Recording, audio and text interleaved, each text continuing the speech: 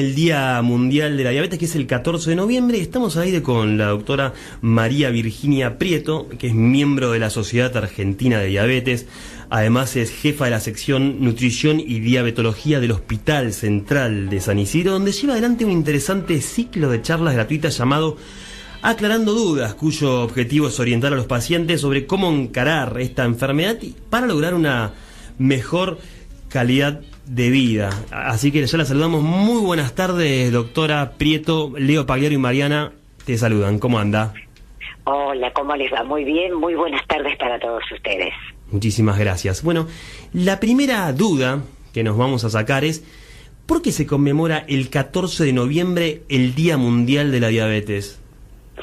El 14 de noviembre fue instituido como Día Mundial de la Diabetes en 1991 por la Federación Internacional de Diabetes y la OMS, en homenaje a un médico y científico canadiense de cuyas investigaciones se logró conocer la existencia de la hormona insulina. Esta hormona que tiene tantísimo que ver en el desarrollo de los distintos tipos de diabetes. Es en homenaje a Frederick Banting, que así se llamó, que con un grupo de colaboradores le interesó mucho investigar la pancreática y, entre otras cosas, descubrieron nada más y nada menos que en quien sería la hormona que después y sintetizada en los laboratorios salvó la vida de mucha gente, y que con conocimientos posteriores conocimos que hay otros tipos de diabetes y en la cual esta hormona insulina también está involucrada.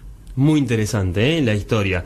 Y hablábamos del rol protagónico que tiene la insulina. Lo que le voy a pedir es que nos explique brevemente, porque hay mucha gente que por ahí confunde, la que no tiene por ahí la enfermedad, ¿qué es la diabetes tipo 1 y qué es la diabetes tipo 2? ¿Cómo no?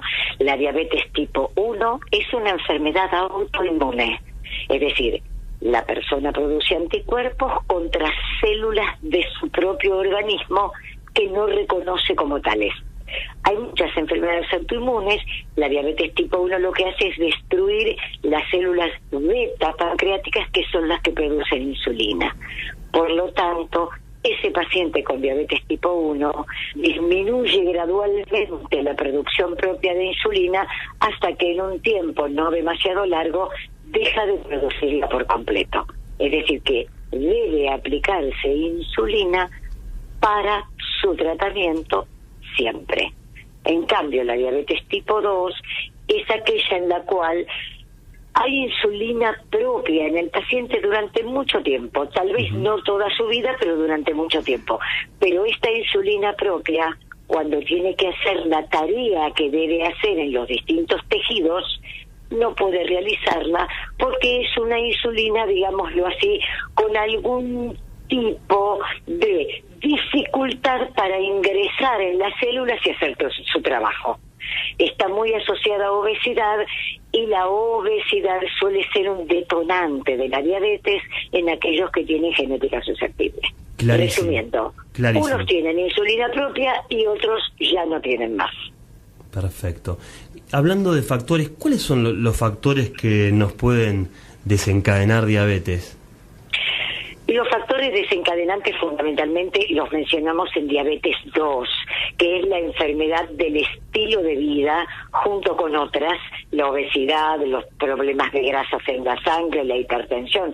Son patologías que tienen mucho que ver con la forma de alimentarnos, con el sedentarismo, el estilo alimentario, que no es saludable, asociado a sedentarismo, asociado a estrés de la vida cotidiana. Esos pueden aparecer como detonantes en una persona susceptible. También puede serlo el embarazo en las mujeres que tienen genética predisponente a la diabetes, y esos son fundamentalmente los factores. Quiere decir que tiene que ver cómo me alimento y cómo me muevo. Eso es fundamental como detonante y para evitar el desarrollo de la diabetes. He leído también que puede ser que hay estadísticas que dicen que hay personas que no saben que tienen diabetes, al principio al menos, es así, que desconocen. Exactamente es así, Leo. La diabetes sobre todo, repito, la diabetes tipo 2. En la tipo 1 el paciente se queda sin insulina y eso le da síntomas. Eso generalmente lo lleva a una consulta, a veces lo lleva a una guardia. En cambio, la diabetes tipo 2 ocurre mucho más solapadamente. Como reserva de insulina el paciente todavía tiene, los síntomas no son demasiado floridos y muchas personas pasan años de su vida sin saber que tienen glucosa alta en la sangre. Y esto permite que la glucosa alta vaya haciendo daño en distintos órganos sin que el paciente se entere. De lo que se trata es de la consulta periódica para que el paciente haga prevención de diabetes. Doctora, le hago una consulta. Además de los estudios clínicos que se puedan hacer de sangre donde se detecta esta enfermedad, ¿hay algún otro síntoma que aparezca en la persona como para que lo lleve a hacerse un chequeo, un control? Los síntomas sí pueden aparecer. Los típicos son orinar mucho, tener mucha sed, tener más apetito del habitual, a veces focos infecciosos repetidos no explicables, infecciones en piel, los orzuelos, por ejemplo, los trastornos en la agudeza visual, el paciente que empieza a ver que hasta no hace mucho veía correctamente y de pronto tiene visión borrosa, se aclara y de pronto ve mal. Eso puede tener que ver con las fluctuaciones de glucosa. No es la única causa, pero es una a pensar. Clarísimo. ¿Y cuáles son los pilares de tratamiento y las herramientas de prevención ya en el caso de que una persona le hayan detectado la enfermedad? Perfecto. Por suerte, hoy por pacientes diabéticos tienen la posibilidad de prevenir el desarrollo de la diabetes primero. Y si ya tienen diabetes, de prevenir todas las complicaciones. Pilares de tratamiento. Alimentación saludable. El plan alimentario es individual. Tratemos siempre de que lo dé el médico tratante o la licenciada en nutrición, que son los que conocen bien la herramienta. Hoy por hoy la alimentación de un paciente diabético es la que queremos que tenga toda la población. ¿Sí? Que tengan todos los nutrientes que necesitan, pero que no tenga exceso calórico, que es lo que nos lleva a la obesidad. Ejercicio, usted hablaba de que en breve van a hablar con un deportólogo, que me parece fantástico. La actividad física es parte del tratamiento, pero también es una parte que queremos que todas las personas tengan incorporada. La actividad física se programa de acuerdo a las características individuales de cada uno, al riesgo cardiovascular que pueda o no tener, al grado de entrenamiento. Pero hacer actividad física con regularidad nos previene la diabetes y nos previene las complicaciones. Los otros dos pilares fundamentales son el tratamiento farmacológico. Para algunos será insulina, como dijimos, para otros será alguna medicación por vía oral. Y por último, y el que engloba todas las anteriores, la educación diabetológica. Los espacios en donde el paciente se informa, pregunta, interactúa con los profesionales y con toda el área de salud para conocer la enfermedad y saber exactamente cómo utilizar cada una de las herramientas. Yo siempre le digo a los pacientes que el tratamiento de la diabetes se trata de una gran orquesta con muchos instrumentos, que el director de orquesta dejen que sea su médico, que los va a dirigir de manera que todos toquen afinadamente y que ninguno de las herramientas desafine. Excelente metáfora para explicar, muy gráfica. Sí. Doctora, sé que hace muchos años llevan un gran trabajo en este taller de justamente de educación de diabetes que llevan en el Hospital Central de San Isidro, aclarando dudas, y hoy hubo un encuentro donde hubo varios talleres. Sería bueno contarnos un poco qué pasó hoy y de paso invitar a la gente que todavía no conoce que en el Hospital Central hay un taller, qué día y con qué frecuencia se realizan. Nosotros nos reunimos el primer sábado de cada mes, normalmente de junio a noviembre. A veces los empezamos un poquito antes y los anunciamos un poquito antes, pero de junio a noviembre el primer sábado de cada mes. En noviembre lo corremos al segundo sábado porque nos queremos acercar al Día Mundial de la Diabetes, que es un día de reflexión, de tarea, de aprendizaje y que debe ser dinámico para que todos participen. Hoy nos reunimos con los pacientes e siempre jerarquizamos un tema. Alguna vez, por ejemplo, puede ser el pie del diabético, el riesgo, el cómo prevenir lesiones de pie. Otro año fue la actividad física y todos hicimos juntos actividad física. Este año jerarquizamos la alimentación del paciente diabético. Hicimos talleres simultáneos, todos rotaron por los distintos talleres y hablamos de alimentación saludable, de sugerencias. Hubo otro taller muy interesante que fue menúes para los días festivos, que el paciente diabético se siente a la mesa en este mes de diciembre pudiendo compartir con la familia y comiendo lo que le conviene comer.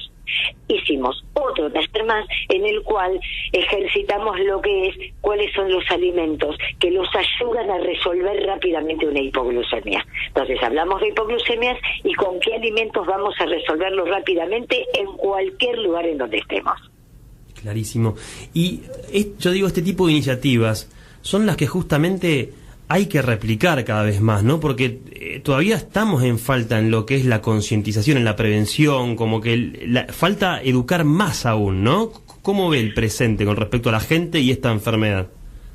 Yo estoy totalmente de acuerdo con usted, Leo, en que la difusión, que va siendo cada vez mayor, tiene todavía que acentuarse mucho más. Esto que decíamos, hay una cantidad de gente que no concurre a una consulta. Alguien que tiene un papá, una mamá, un abuelo diabético, un hermano diabético, debiera hacer un control clínico por lo menos una vez por año, porque su posibilidad de desarrollar diabetes es mucho mayor. Las personas con sobrepeso deben consultar, no solo para resolver el sobrepeso, que ya es importante, sino porque pueden estar aparejadas otras enfermedades como la diabetes que se asocia a la obesidad. Entonces, difundir es fundamental. Tenemos una prevalencia en nuestro país que va creciendo como crece en el resto del mundo. La diabetes es una enfermedad, diríamos, epidémica dentro de las no transmisibles. Aumenta cada vez más porque el estilo de vida no es el que más nos conviene tener. El hecho de acertarse, de enterarse, de difundir y de que cada persona, aunque no tuviera diabetes, sepa que anualmente debe tener un control clínico, un control médico con un médico clínico, que en el municipio lo puede hacer en cualquiera de las áreas de asistencia del municipio, centros de salud, hospital de Boulogne, hospital central, tienen por suerte acceso a una cantidad de servicios asistenciales en donde la primera consulta puede empezar por ahí. Si se detecta cualquier patología, será derivado convenientemente al especialista que corresponda. Pero el mensaje es ese: no dejemos de lado, no esperemos el síntoma. Hay muchas patologías, la hipertensión, la dislipidemia, la diabetes, que pueden no darnos muchos síntomas por años. Y cuando encontramos la enfermedad ya tenemos complicaciones. Doctora, muy clara como siempre, le agradecemos muchísimo su participación. Yo agradezco mucho a ustedes por la difusión, por el espacio que dan los profesionales y sobre todo agradezco mucho a nuestros pacientes también, que se suman y que difunden. El objetivo fundamental en el Día Internacional de la Diabetes: reflexionemos sobre nuestra salud, reflexionemos sobre la calidad de vida que estamos teniendo. Muchas gracias, le mandamos un cariño grande. Gracias a ustedes, como siempre, a sus órdenes para lo que necesiten. Gracias. Que tengan muy buen día. Adiós. Gracias, igualmente. Muchas gracias. Bueno, enseguida, muy interesante, un tema para seguir tocándolo a fondo. Quédate con nosotros que enseguida seguimos con mucho más noticias de salud.